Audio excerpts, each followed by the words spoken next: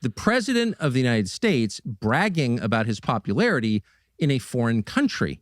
I'm 99% in Israel. Unmentioned is the fact that he's 35% in the United States. 35% support from Americans, the people he pledged to represent, to fight for, whose side he promised to take in every conflict, foreign and domestic. And yet there he is, bragging about how popular he is in a foreign country. The same country that got us into the war that is causing, to some extent, his unpopularity in this country. Speaking of cold-hearted globalist betrayals.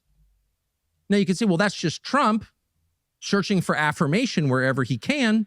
Unpopular at home, he retreats into the fantasy of his popularity in another country. Well, yes, true. But it's not a one-time exhibition of this. That president has spent the last year looking outward toward the approval of other nations. That president has spent the last year fighting for people who are not his voters, and in many cases not even Americans, and allowing his own country to languish. The last year has not made America great again.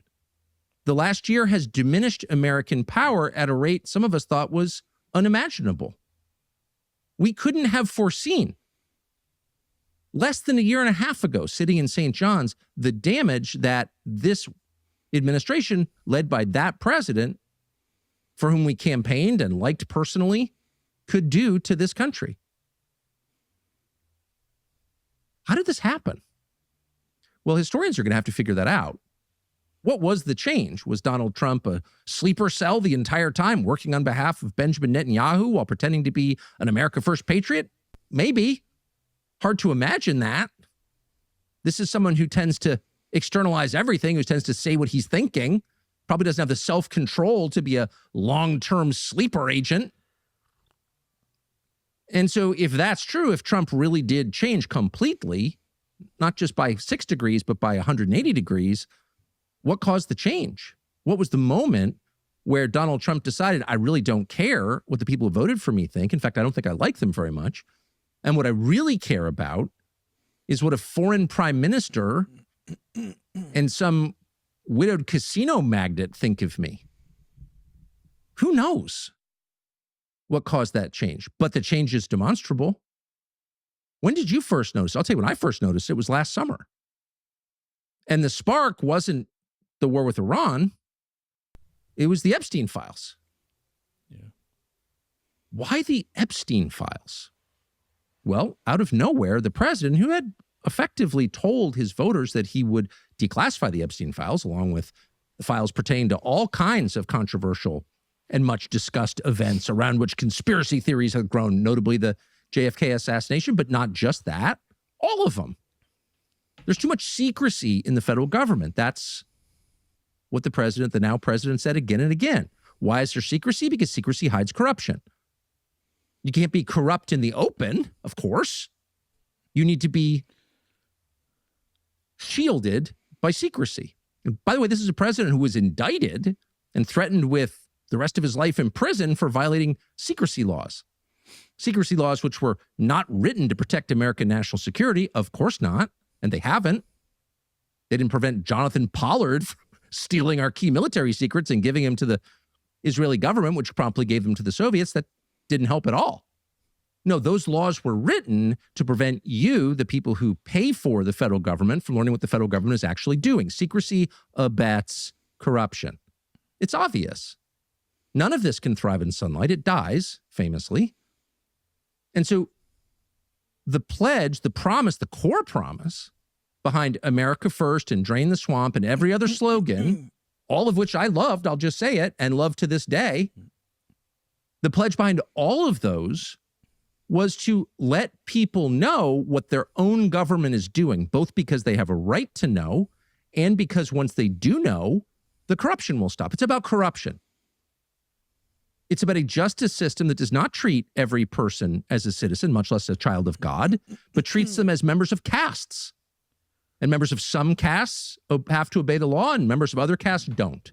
There's not equal treatment under the law. Therefore, there is no justice. Therefore, the most basic promise of America, which is that you will be judged by what you do, is invalid. And so is democracy itself. How can you vote for things if you don't know what they are? Well, you can't. Yeah. You have no control in a world where the most important facts are hidden from you. And that obvious observation, which spoke not just to Republicans, but to a lot of non-Republicans, famously, people who made up the Trump 2024 coalition, that promise was the promise. The government will work for you and you alone, and you will know that because you're going to know what the government is doing.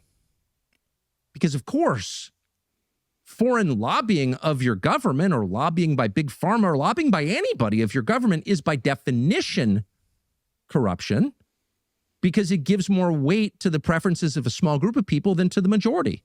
It's a betrayal. It's a corruption of democracy. It is corruption. And there is probably no figure in modern history who embodies corruption more perfectly than Jeffrey Epstein. Not because he was the worst person who ever lived. He wasn't. He was just an employee in a much larger structure. He wasn't making independent decisions. Come on now. But he got away with it. Jeffrey Epstein somehow won Powerball in the state of Oklahoma and collected almost $30 million. Jeffrey Epstein won Powerball. Okay, now, how'd that happen? Wasn't from Oklahoma. No one's ever explained how he won. The feds looked into it. No explanation. He just somehow collected almost $30 million from Powerball. Okay, now, so what's the lesson there? The lesson, and the reason it's funny, is because the system is rigged. And everyone knows it's rigged. And Epstein proves that it's rigged. And at some point, it was rigged, apparently, against Epstein. He definitely didn't get away with it. He got killed. So he didn't get away with it. I think it's just a bunch of people covering up for a bunch of other people. That's all it is. Trump, we don't even know what his actual affiliation with this is. Is he just protecting people, or is he protecting himself? I think it's actually worse if you're protecting the people, though, because you're 80 years old already. You're going to be 80 years old. How much more life do you have to live? You don't have that much time to live. So the fact that you're protecting the other people, your friends, I think it kind of makes it worse, to be honest with you. I don't know if there's some audio of Trump saying, don't release the Epstein files and fuck Marjorie, or fuck Marjorie Taylor, Trader Green. We're not releasing the Epstein file. I don't know if that's real audio.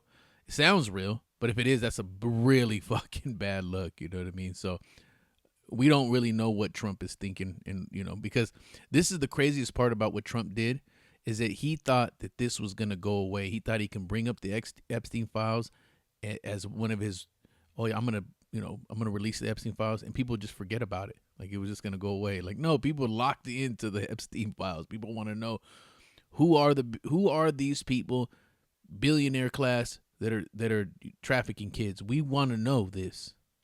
And they didn't let him off the hook. Well, because on July 6th, 2019, he was arrested at Teterboro Private Airport outside New York City on a flight from Paris. And he was charged with basically the same crimes he'd been charged with back in 2006 by the state of Florida. Now, you would think that would be not allowed, double jeopardy. Well, the feds made the case. Well, those were state charges. These are federal charges, but he had a federal non-prosecution agreement. It's not a defense of Jeffrey Epstein, of course. It's merely noting the obvious, which is what the Justice Department did to Jeffrey Epstein in 2019 was very weird. And no one has ever explained why they did that. But what we do know is that a month and 3 days after he was arrested at Teterboro Airport, he was dead. And he was murdered. That's obvious. And it was never investigated. That's a fact. So what does that add up to? Well, I don't know. Draw your own conclusions. Here you have a guy who's entangled with multiple. It's not investigated because dead people can't talk. Once you kill the main guy, that's it. It's over. So that's the reason why it's not investigated. Yeah, he was killed. Everybody knows that. We know why he was killed, because he probably was going to snitch. And so they had to act fast. But yeah. Intel agencies from a bunch of different countries, notably the United States and Israel, but also British intelligence, probably the French, the usual panoply. And he's running around the world as an arms dealer and a connector, and he's got some relationship to 9/11. What is that? And he wins Powerball. He's operating at the highest levels. He's not running anything, but he's operating at those levels, and he knows a lot. And one day, he is summoned back from Paris and arrested, and a month later, he's murdered. So it stands to reason that anyone involved in any of that probably had direct involvement in his murder. No one ever asked these questions. That's not considered interesting because it's not related to sex. But it may be a little bit closer to the heart of why this is such a touchy subject for this administration. Because keep in mind, Donald Trump was president in 2019. And it was his Attorney General Barr, the son, strangely, of the man who had given Jeffrey Epstein his first job teaching at the Dalton School and then helped get him a job at Bear Stearns and then launched him into whatever world he occupied until he was murdered under the authority of Attorney General Barr. Kind of weird. Well, so weird that at very least it demands an explanation, which we've never received. In any case, probably not going to receive one anytime soon because the president who could explain it was remarkably touchy about the subject. Very, very touchy. And whenever it came up, and this was a shock to a lot of his supporters, he didn't just brush it off and say, oh yeah, we'll get to that after we fixed the economy and lowered gas prices and made it possible for your son to get a job. No, his response was, well, hysterical. Shut up! Anyone who asks about Epstein is not my supporter, and I don't want your support. He said that in a Truth Social post at the time, last summer. Look it up. And so for those of us who campaigned for Trump and voted for him and liked him, the first thought was, what is this? Isn't the whole point of your administration to drain the swamp? Isn't this why you got elected? So you could end this two-tiered system where some people get to molest kids and win Powerball in Oklahoma and everything's fine until they're murdered somehow, but no one can ever figure out how. And the rest of us who get arrested for having 3 beers and driving to 7-Eleven. Get arrested because you make a mistake on your tax form. Not all of us have a Department of Justice ordered respite from federal audits. Some of us are subject to federal audits and know that we'll get them if we step out of line. So it would be nice, and again, this was the promise of the campaign and of the administration and the reason that some of us filed into church, though behind Miriam Adelson, on that cold morning a year and a half ago. Why would Donald Trump shut down any, not just investigation into, but any conversation about the guy who embodies the corruption he was elected to end? That thought has never left my mind and probably the mind of a lot of other people. Was Trump involved in some weird sex thing? Probably not, actually. Yeah. That might be better than the actual answer. No. See, this is the problem with they tried to give him a way out of this. Even if you're not directly involved, but if you're protecting your friends, you're involved. So yes, you are involved. If you're protecting them, it's like an accomplice to murder. You're going to get murdered too. You were there. I get it for Tucker. You don't want to get canceled. So you want to just put your foot on the gas pedal and then take it off and then, put some brakes on every once in a while. You don't want to get canceled. I get it. You don't want to lose your money and your platform and everything. You want to be Nick Fuentes now because Trump is petty.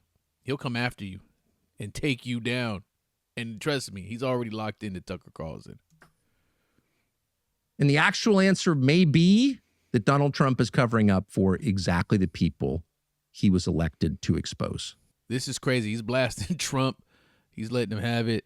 And it's a good thing because the boomers are on their way out. In the next 10 years, the boomers are on the way out. It's up to the Gen Zs and the millennials, the younger people. And they're not rocking with this administration, this type of administration, this AIPAC administration. They're not rocking with none of this. It's going to be a long, long, long road for the Republican Party. They need a rebranding very bad. It's not a good look for them. Like I said, once the boomers are out, millennials are going to be, and Gen Zs are going to be the ones that are going to be the young people that they're in the know. They know what's up. Boomers, you can trick with anything. Fox News tricks them all the time. So it's going to be interesting over the next 10 years to see what's going to transpire, what's going to happen, but I'm here for it. So, like, follow, subscribe. Peace.